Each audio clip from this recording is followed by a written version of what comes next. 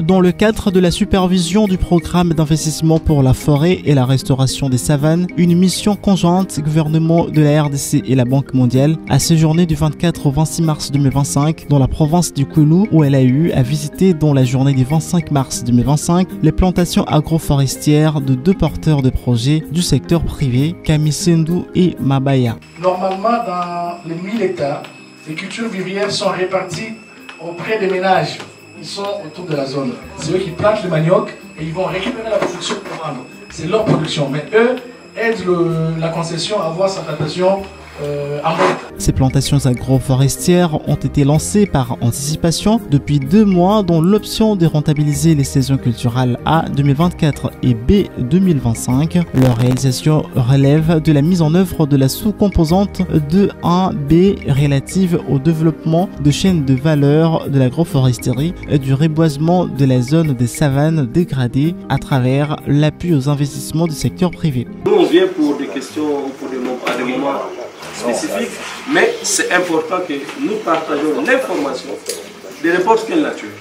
Dans cette sous-composante, le projet prévoit de fournir des subventions basées sur la performance à certains petits propriétaires, fonciers et PME en vue de leur permettre de mettre en œuvre des pratiques innovantes et durables qui favorisent la croissance économique et la protection de l'environnement. Aussi, ces subventions basées sur la performance les aideront à surmonter un large éventail d'obstacles financiers et non financiers qui entravent l'investissement privé dans les activités de plantation en RDC.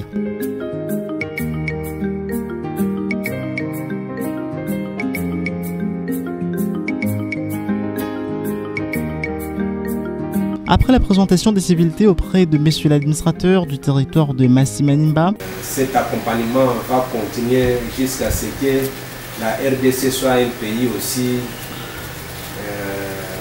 moderne ou bien un pays évolué. Moi-même, je fais partie d'ailleurs, avec lui, je suis toujours, quand il est ici, souvent le travail que je connaissais c'est de lycéens. Bon, moi-même, je fais partie parmi les gens qui cultivent là. J'ai pris presque 5 hectares que j'ai semé des bébés. Mais partout, il y a des plantes, comme on fait surtout planter de nouveaux plantes pour lutter contre le réchauffement climatique. Vraiment, comme je l'avais dit quand le projet est venu, vous avez nos soutiens. Là où ça ne va pas, on va intervenir. Et surtout, nous savons que la Banque mondiale est là. Et il y a des partenaires sérieux qui conduisent depuis le projet. Donc, nous sommes derrière ce projet.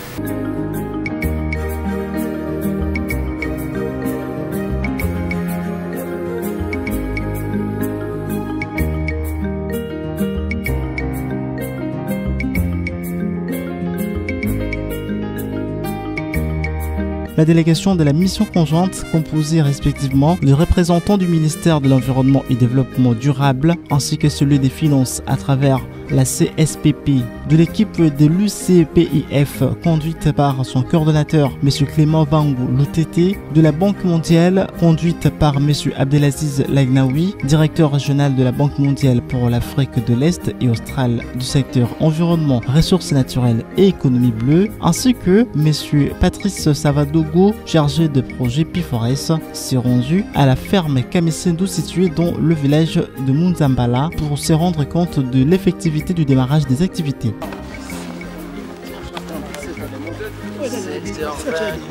D'une superficie de 1000 hectares de part et d'autre de la route nationale numéro 1, il y est prévu de planter des acacias associés à d'autres cultures vivrières, de même que des fruitiers tels que des avocatiers, des safoutiers. Au jour de la visite, 104 hectares d'acacias ont été déjà emblavés dans la ferme Kamisendu sur une superficie cible de 1000 hectares prévue. Sur le site de la plantation, la délégation a eu des échanges avec l'honorable Jean Kamisendu et toute l'équipe de son entreprise Venus Agricole sur l'importance de cet ambitieux programme. programme P4S qui suscite beaucoup d'espoir en termes des revenus à générer, des emplois à créer, des infrastructures à réhabiliter et construire, des initiatives à mettre en place pour lutter contre les effets du changement climatique et contre la pauvreté grâce à l'agroforesterie.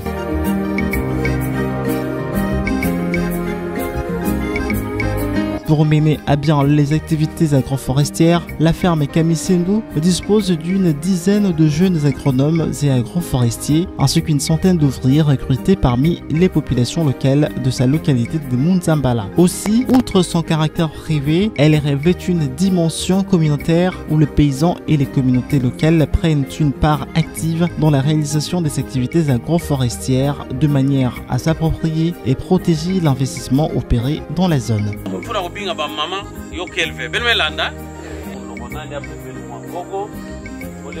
Au terme de ces échanges, la délégation a également visité la pépinière des plantules d'acacia sur le site. Et pour lier l'utile à l'agréable et manifester leur attachement à la terre, notre mère nourricière, chaque membre de la délégation a eu à planter une plantule d'acacia, un geste hautement symbolique et plein de significations qui traduit l'engagement de chaque missionnaire à œuvrer pour la reconstitution du couvert forestier dans cette partie de la RDC. On est vraiment impressionné par les acquis dans quelques mois d'opération et on a tout l'espoir que non seulement ça va continuer à cette vitesse, sinon à une vitesse supérieure, mais on est surtout impressionné par le potentiel de rayonner tout autour en partageant tout le savoir-faire qui a été acquis ici et en partageant avec d'autres experts qui pourraient venir ici. Donc l'idée de l'honorable de créer un pôle d'échange de savoir est vraiment principale pour développer la région et pour avancer de l'avant. Du point de vue itinéraire technique, je dois être vraiment que je suis vraiment très ravi de voir que tout ce qui entoure vraiment les principes sylvicoles sont vraiment considérés ici. Non seulement l'intégration avec d'autres espèces, avec des espèces annuelles comme les légumineuses, donc on sait déjà les bénéfices que ça peut avoir du point de vue fertilisation du sol et du point de vue aussi qui va permettre vraiment la croissance vraiment des plants. Donc en termes d'écartement, d'espacement, on nous a expliqué clairement comment les parcelles ont été disposées, comment les parcelles ont été aussi séparées par des pare-feux. Donc on sait que techniquement, vraiment, ils sont vraiment bien installés et on a l'espoir vraiment qu'on aura des taux de croissance vraiment acceptables dans les mois à venir. Cette délégation est venue s'enquérir de l'évolution de travaux dans la ferme Kamisendou de Vénus Agricole. Vénus Agricole étant une entreprise que nous avons créée pour l'agroforesterie. Et nous avons donc signé un contrat avec P4S pour la restauration de la savane dans la ferme Kamisendou qui comprend plus de 1000 hectares. Et le contrat consiste à reboiser 1000 hectares de savane, transformer 1000 hectares de savane en forêt.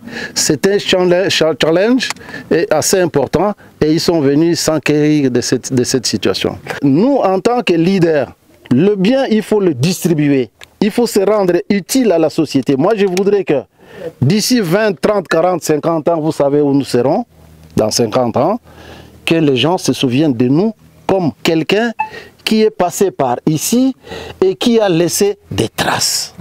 Et ça, c'est très important. Ce n'est pas tellement des titres politiques qui m'intéressent, non. Et je suis sincère là-dessus. Moi, c'est la distribution du savoir, le partage du bien-être. Après la ferme Kamisendou, la délégation s'est dirigée à la ferme Mabaya, toujours dans le territoire de Massimanimba, où elle a visité le site où seront plantés 500 hectares d'acacia associés également aux cultures vivrières et fruitières dans le cadre de l'agroforesterie tel que recommandé par le P4S.